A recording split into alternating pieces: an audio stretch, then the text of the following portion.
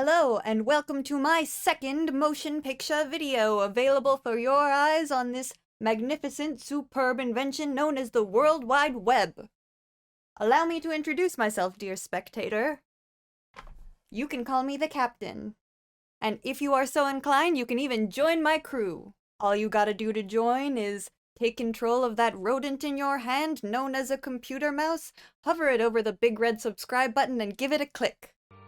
Hover over it like that light hovered over your home that night. The strange light in the sky. The authorities convinced you that you'd made it up. Then you convinced yourself. But you could never convince your dreams, could you? You can still see those lights.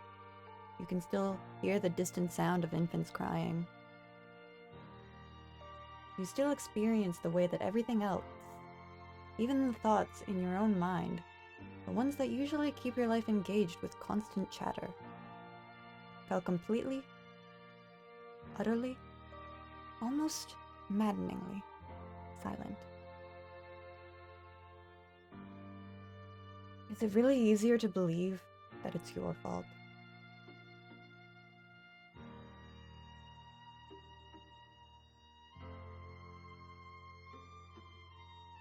When will you stop letting others influence the truth?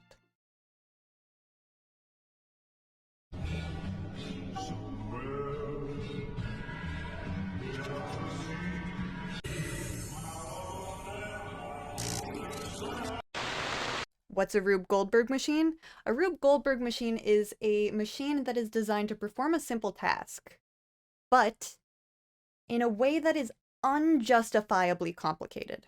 If you give it a quick search on YouTube, there are some insanely impressive results. Like, there are entire channels dedicated to this. One example is this channel right here, called Joseph's Machines. So, in this video, he made a morning routine machine. From bed, washes your face, applies moisturizer, rubs it in, and even puts makeup on your entire face. Or you have this video here, Pool Party Machine by the channel called Sprice Machines. This one had me entranced. There's a point where a hairdryer is turned on by the machine somehow, and then it blows a ball up a pipe. A candle on top of a race car burns a string to keep the machine going. They triggered a console controller. Like, okay, look at this. This is amazing.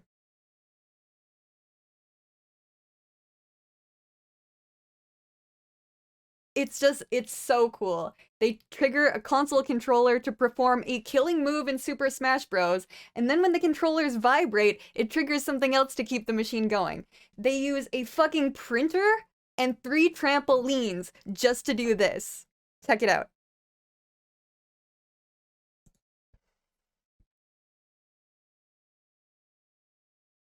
It's so cool. I highly recommend watching this entire video.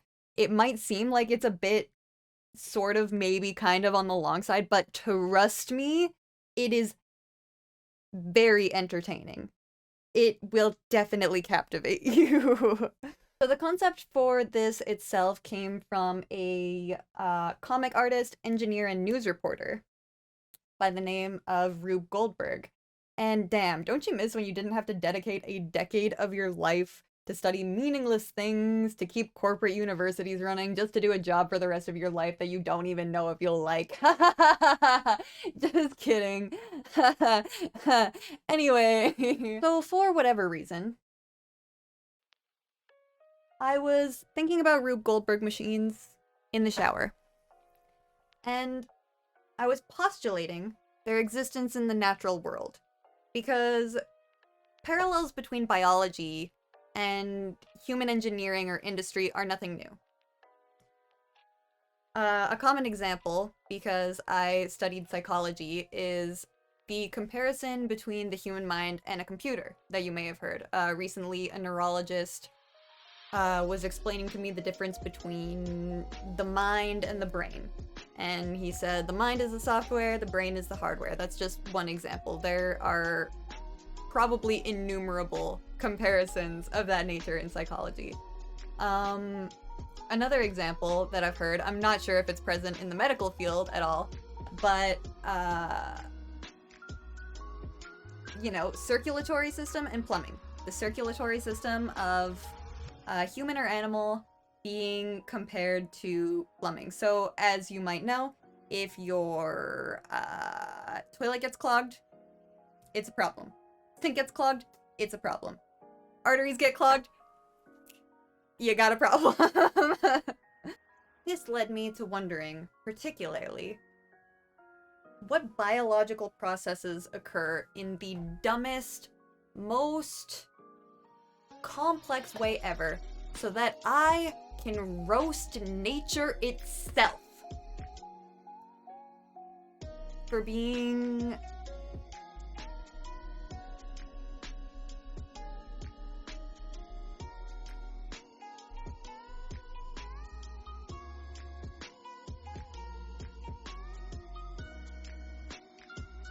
what's my goal? In essence, this is a very convoluted way for me to verbally shitpost about animals again. Or other life forms. But this time, ones with overly complicated, or in my opinion, stupid or unconventional ways of doing things. By the way, subscribe if you want to see your captain do more outfit changes than Padme Amidala.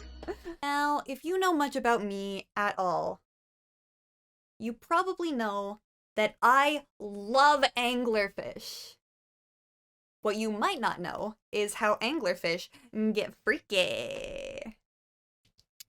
It's called parabolic reproduction. Keyword para, as in parasite, which I found out originates from the Latinized Greek word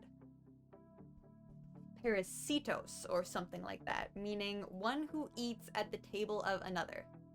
But back to the complexity of anglerfish hentai. Male anglerfish, in some cases, attach themselves to females, sometimes fusing with them forever, or dying.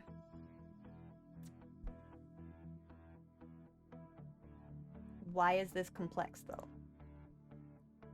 Well, the males had to evolve to be able to spew or spit an enzyme after biting into the female that dissolves both his mouth as well as the female's skin to fuse them. Then his organs needed to have evolved to begin to disappear over time while he's fused to the female, as well as the fact that for the female to not reject the male anglerfish fused to him, the female needed to evolve a weaker or non-existent immune system to prevent the rejection of up to 8 different males attaching to her and mating with her, which has, from what I could find online when I was researching this, has scientists baffled.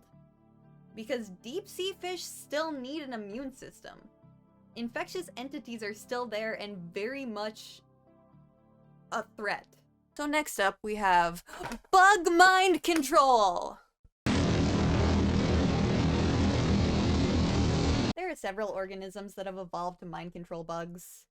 You may have heard of one, the fungus that mind controls ants before bursting out of them like the ant was caught lacking by a face hugger.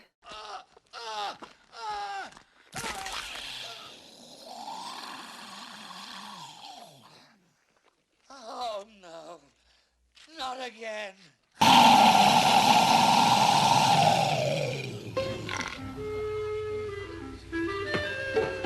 Hello, my baby. Hello, my honey. Hello, my ragtime gal. Send me a kiss by wire. Baby, my heart's on fire. If you refuse me, honey, day you lose me, then you'll be left alone. Oh, baby, telephone and tell me I'm your own. If you're unfamiliar with the ant-infecting fungus, or you just need a bit of a refresher, here's a quick rundown of that. And cordyceps reveals its gruesome nature.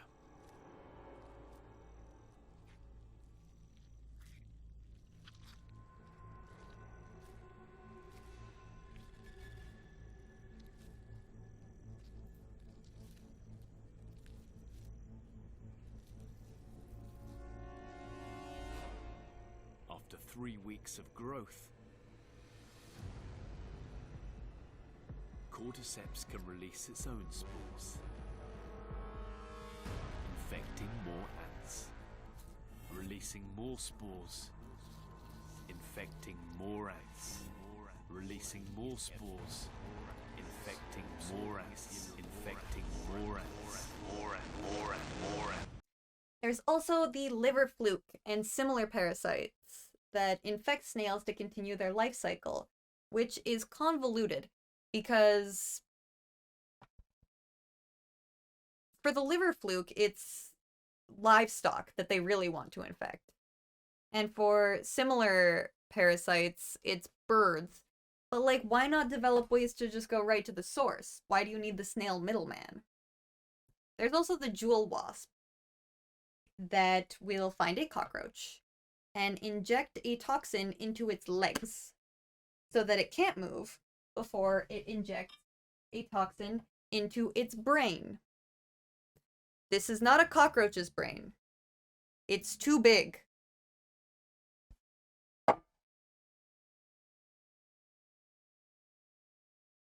This makes it impossible for the cockroach to move, which we all know is a crime against art.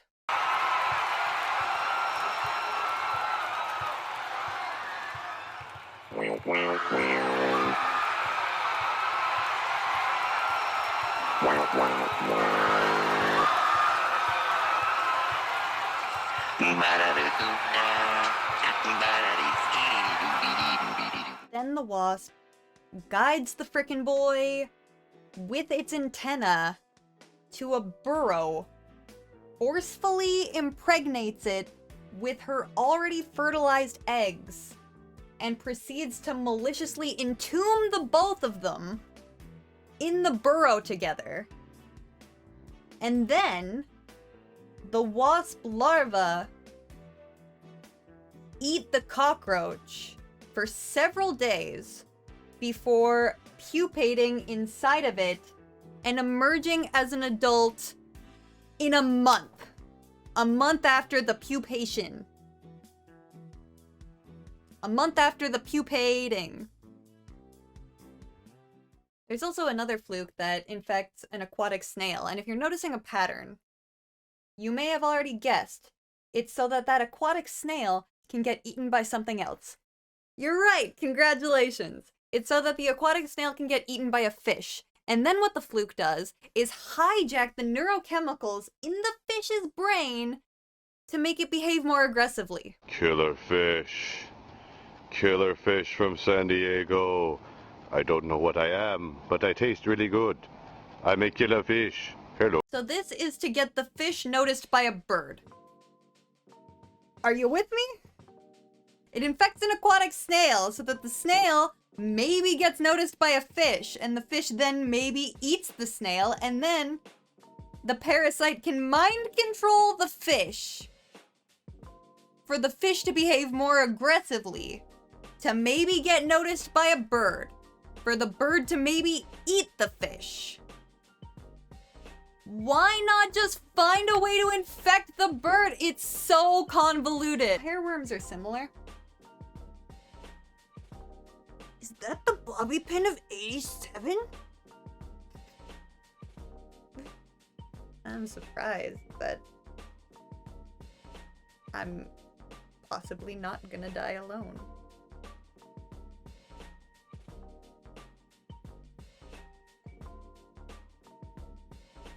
Hairworms are similar, but decided that infecting something aquatic like a snail, was too simple. So what they do is they infect crickets and then mind control them to game end themselves by plunging themselves into a body of water, like the Little Mermaid did in the original book, if you didn't know. Can't say this channel isn't educational. Educational. Captain's dyslexic. Gonna be honest. The captain is dyslexic, but you don't need to read good to be a captain. Remember that. Captain, why do you need to do so many outfit changes? Well, my passenger or crew member, my brother in Christ,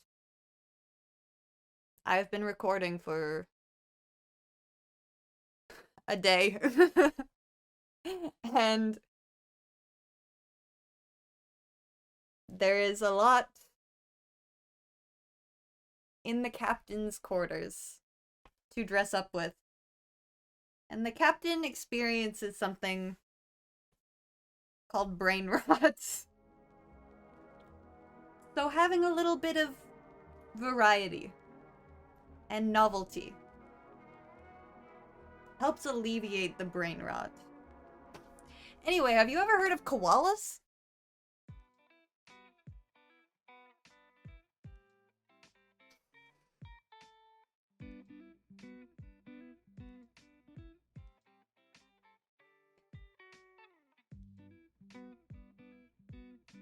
So, koalas' primary source of nutrition, the only food they eat, is eucalyptus. Eucalyptus is toxic and low in nutrition.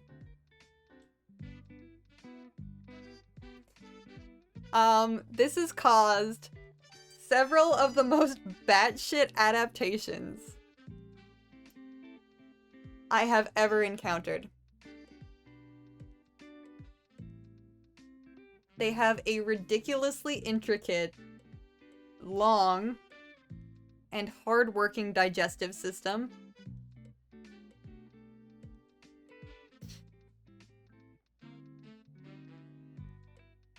They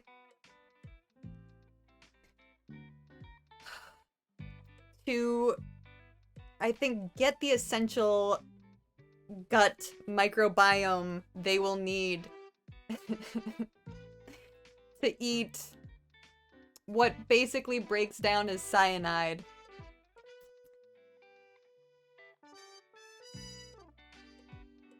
As a baby, they need to eat their mom's poop. Like this by the other person, like ice cream. And then what happens, even poo-poo comes out. The other poo-poo's out, huh? And then they eat the poo-poo. They eat poop. They need to eat poop to live. Another consequence of their ridiculous diet is their brain is very smooth.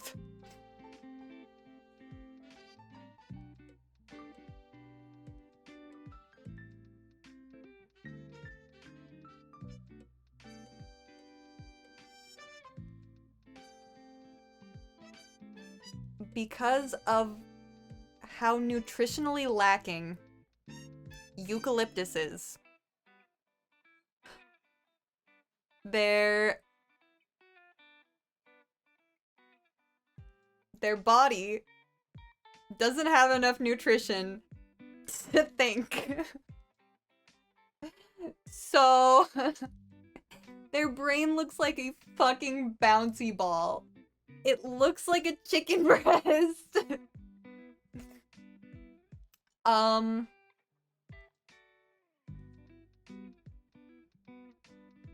ironically, you may have heard that koalas cannot eat eucalyptus unless it is off of the branch of the eucalyptus tree. Otherwise, they're so stupid that they will not recognize it as food. Well, this is because of their smooth brain, which they evolved so that they could eat the freaking eucalyptus. You may have also heard that koalas carry a whole lot of chlamydia. The reason that it is treatment resistant in koalas is because the treatments we have for animal chlamydia, not so much now, but in the past, the treatments we have for animal chlamydia would disrupt the microbiome that the koalas need to eat the stupid eucalyptus. The microbiome they get from eating poop. I don't hate koalas.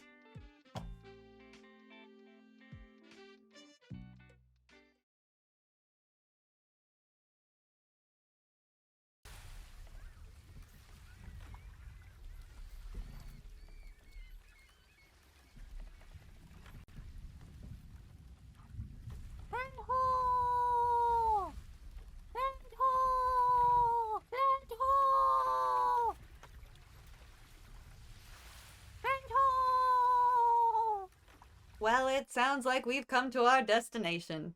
And you know what that means. It's been a pleasure having you on board.